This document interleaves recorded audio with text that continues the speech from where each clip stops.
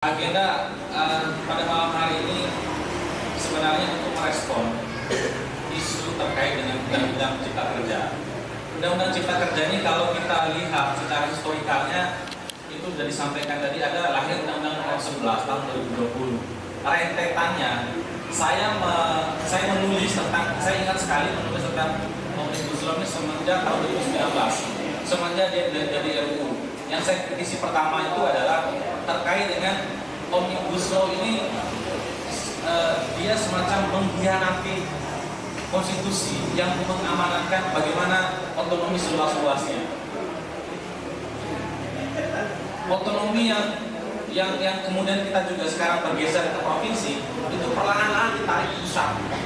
Nah, konsekuensinya adalah segala urusan termasuk perizinan itu diurus oleh pusat. Satu kalimat yang ingin saya sampaikan sebagai pembuka, bahwa pemerintah sekarang atau malunya apa? Jelas-jelas sekarang undang-undang tentang pengesahan Perpu Cipta Kerja ini sudah dilakukan judicial review secara formil. Tadi disampaikan oleh Bang Dr. Secara formil itu apa? Tata cara. Yang saya kritisi pertama itu Omnibus Law yang tahun 2020 itu cacat secara formil dan secara material. Artinya apa? Formil itu tata cara pembentukan. Syarat pertama peraturan perundang-undangan itu harus memenuhi aspek formil, keterbukaan kepada publik untuk melibatkan pikiran dan sikapnya. Jadi publik itu terlibat. Nah, kita banyak akrobat. Jadi semenjak pembentukannya, naskahnya, kita juga adakan diskusi naskahnya, nggak tahu informasinya. Banyak teman-teman dari jaringan sipil, terutama kalau kita misalnya di LPW banyak menerima informasi itu misalnya dari teman-teman ICJR ya, yang tentang criminal justice system itu, dan teman-temannya LBHI ya yang cukup concern, dan teman-teman Elsam yang info-info itu mereka dapat dari beberapa mungkin tenaga ahli ya di DPR, tapi secara publikasi nggak ada. Itu naskah pertama yang 2020 teman-teman sekalian. Artinya apa? Jelas-jelas pada tahun 2020 MK mengatakan bahwa Omnibus Law ini inkonstitusional bersyarat. Artinya apa bersyarat? Dia harus dirubah.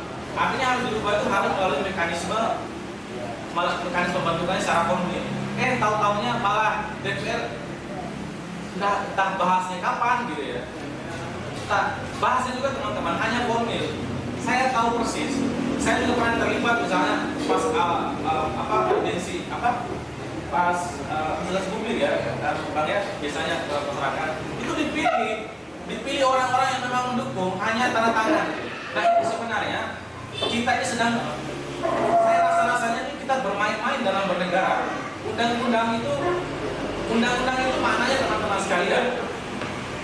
Undang-undang itu makanya kalau teman-teman baca undang-undang itu di bawah konsideran itu presiden bersama DPR menyetujui. Artinya apa? Presiden itu adalah lambang kepala negara yang kita pilih, dan DPR itu adalah representatif rakyat. Artinya apa? Undang-undang itu dianggap kita juga menyetujui. Jadi ketika DPR tidak melaksanakan kewajibannya, maka suatu yang wajar penolakan publik.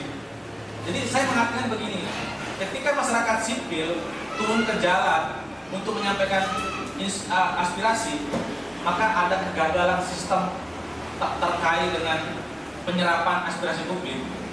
Kayak kita demo kemarin di Polda, nah ada sebenarnya itu sebenarnya kegagalan mulai dari DPRD yang harusnya menjadi bulu kita pas rapat itu. Tidak hanya tidur aja atau hanya tanda tangan.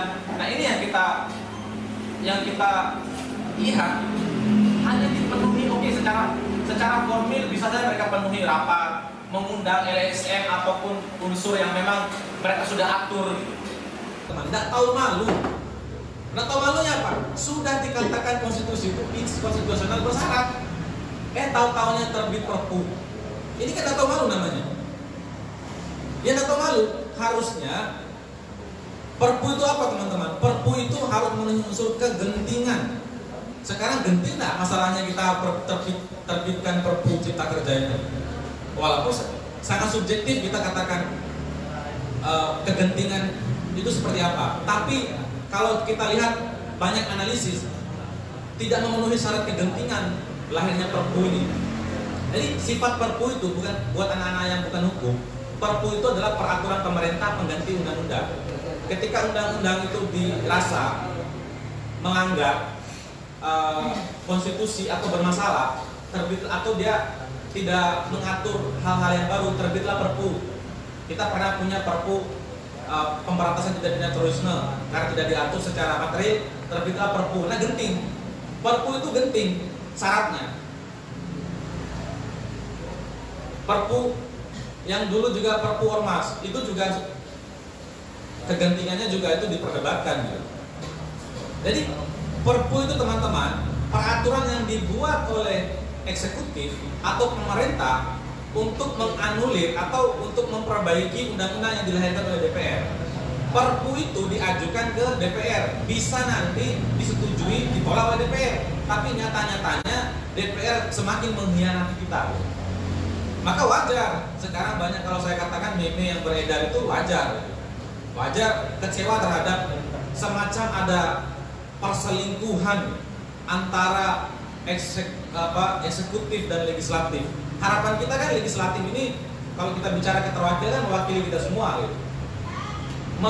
Meneriakan di podium sana bahwa kami adalah untuk rakyat. Kira-kira seperti itu message yang ingin disampaikan oleh DPR gitu. Tapi hari ini yang Perpu yang jelas-jelas itu oleh Mahkamah Konstitusi dikatakan inkonstitusional bersyarat, itu tidak dibaca dengan secara moral oleh DPR RI.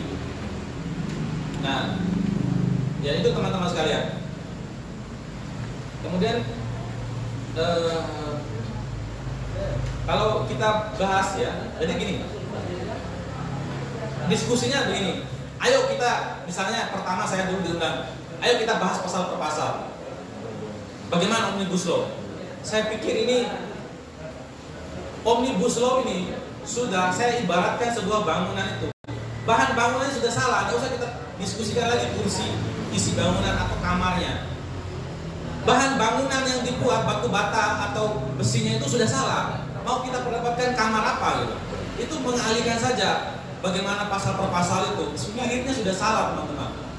Spiritnya Omnibus Law ini kalau dalam pendekatannya itu spirit investasi dan ekonomi. Padahal perkembangannya sekarang itu bukan lagi antroposentris, aturan peraturan perundang-undangan, bukan fokus ke manusia, tapi ekosentris. Artinya apa? Nafas yang dilahirkan oleh Omnibus Law sudah salah. Makanya saya, tidak usah kita ngomong substansi kalau nafasnya sudah salah. Sehingga substansi itu akal-akalan. Ibarat saya begini, kalau kita argumentasi pemerintah kan, kalau teman-teman baca bagus memang dibuat skema. Ibaratnya begini, saya analogikan. Sama halnya kita buat kandang, memasukkan macan dan ayam ke dalamnya. Terus buat peraturan bilang ke macan, kamu jangan makan ayam. Itu ibaratnya begitu. Tapi mau gimana orang ayam pun mangsanya macan gitu. Pemerintah ingin menyampaikan itu, kami udah perketat izin. Bagus memang kalau kita baca gitu syarat-syarat, tapi analogi saya memasukkan satu kandang macan dengan ayam, terus bilang buat peraturan, macan kamu jangan makan ayam ya, kamu nggak boleh makan ayam gitu. Ya itu konyol gitu menurut saya. Jadi sebenarnya Omnibus Law ini dia, karena saya cukup mengkaji juga beberapa tulisan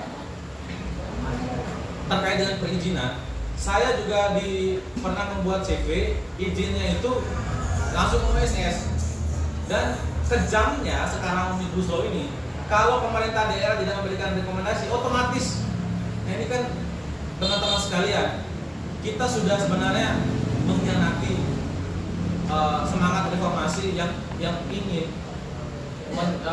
mengedepankan desentralisasi atau otonomi daerah.